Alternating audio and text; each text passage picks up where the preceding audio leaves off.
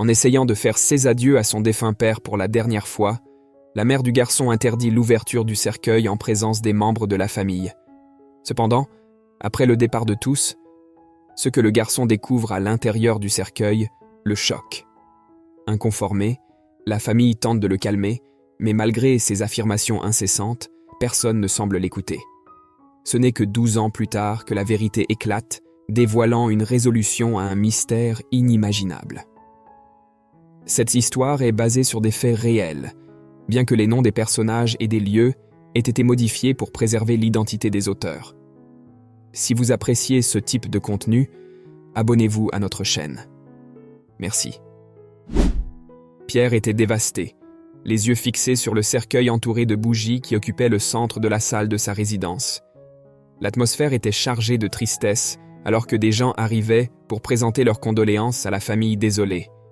Jean, un homme plein de vitalité et de santé, reposait maintenant silencieusement dans ce cercueil scellé, une scène défiant la logique pour ceux qui le connaissaient. À 32 ans, Jean avait surpris tout le monde avec sa mort soudaine, sans aucun signe médical préalable.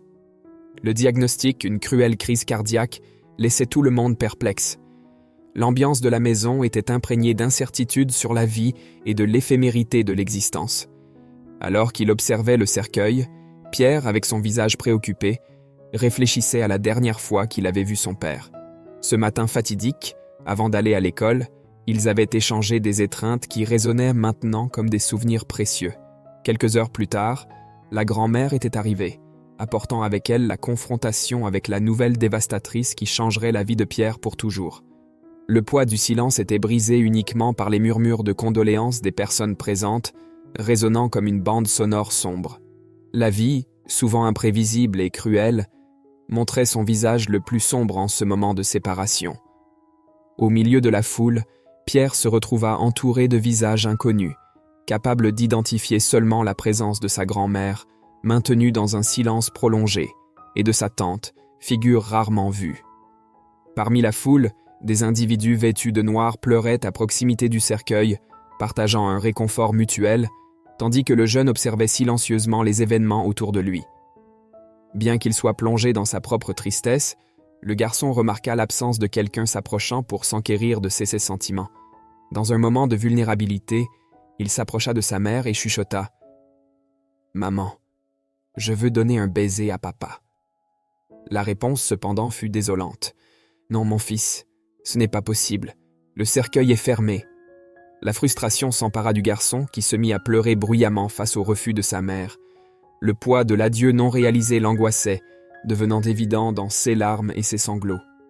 La grand-mère, en tentant de le consoler, réalisa que ses paroles étaient impuissantes face à la douleur qu'il éprouvait. Le tumulte était sur le point d'éclater, avec Pierre déterminé à rendre son dernier hommage à son père. Les larmes aux yeux, il s'écria « Je veux voir mon papa, je veux lui donner un baiser, et si vous ne me laissez pas, je jure que je ne vous parlerai plus jamais. » La mère, embarrassée, reconnaissant l'urgence du moment, demanda aux autres personnes de sortir, permettant qu'elle reste seule avec son fils et le cercueil.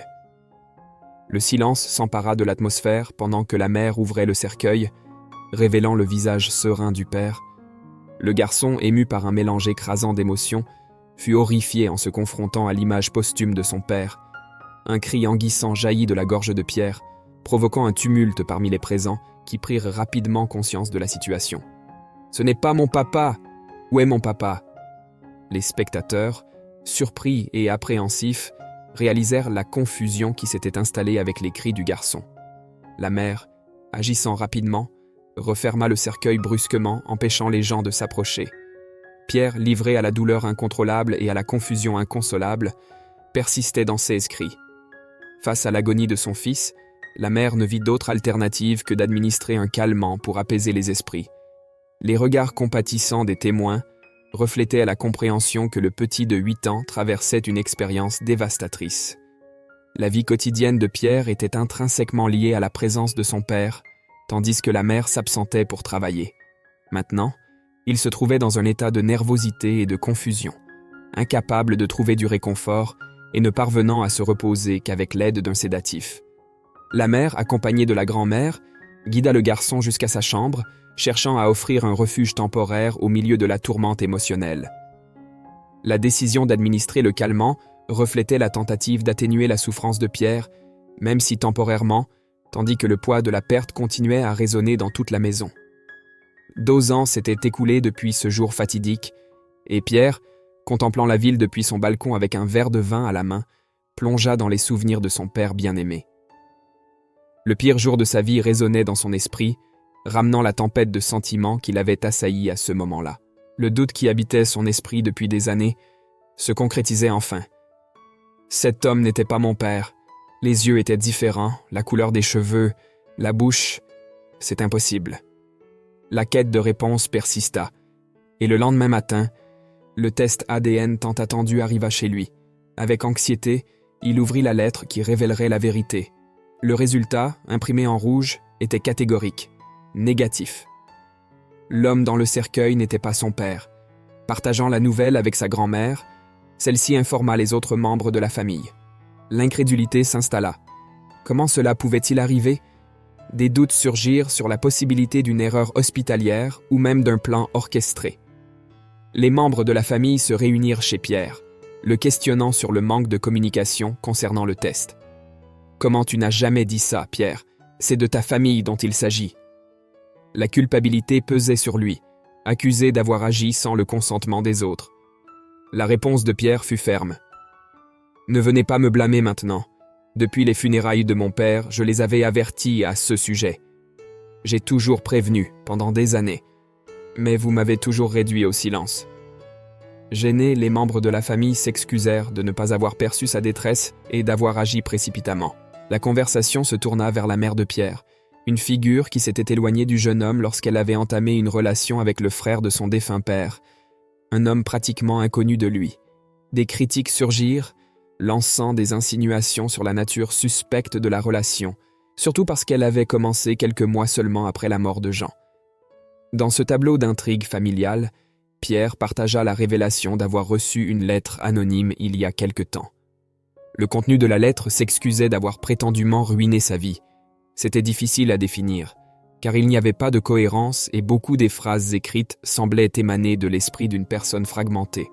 Le jeune homme, reliant les points, soupçonnait que l'expéditeur était l'oncle qui partageait désormais la vie de sa mère. Cette révélation a jeté une ombre de perplexité et de tristesse sur la réunion familiale improvisée, exposant une toile complexe de malentendus et de secrets depuis longtemps enfouis. Depuis l'âge de 15 ans, Pierre faisait face à la solitude, une réalité imposée par sa propre famille. Dans son ancien foyer, sa mère et son oncle conspiraient secrètement, le médicamentant sous prétexte qu'il devenait fou depuis la mort de son père. Un silence cruel qui a perduré pendant des années, étouffant sa voix et imposant une réalité déformée. Cependant, la grand-mère de Pierre, la voix de la raison depuis longtemps négligée, l'a finalement persuadé de confronter son oncle. Armé de preuves des tests ADN révélant la vérité sur la paternité, Pierre a décidé de confronter le passé caché qui l'avait emprisonné si longtemps. En frappant à la porte de la maison de l'oncle le lendemain matin, l'homme a été surpris par la présence de Pierre. Exprimant ses regrets pour l'absence de la mère du jeune homme à ce moment-là, l'oncle était loin de se rendre compte du tourbillon de découvertes qui l'attendait. L'attention de Pierre était incontestablement sur l'ADN et tenant les preuves en main, il a révélé qu'il était au courant de toute la vérité. Il a posé la question cruciale, demandant si l'oncle était complice ou quelque chose de plus sinistre. Le face-à-face était inévitable. L'oncle, apparemment manipulé par la femme de Pierre, la mère du jeune homme, a été confronté à davantage de preuves et a été témoin de la souffrance que le jeune homme avait endurée depuis la perte de son père.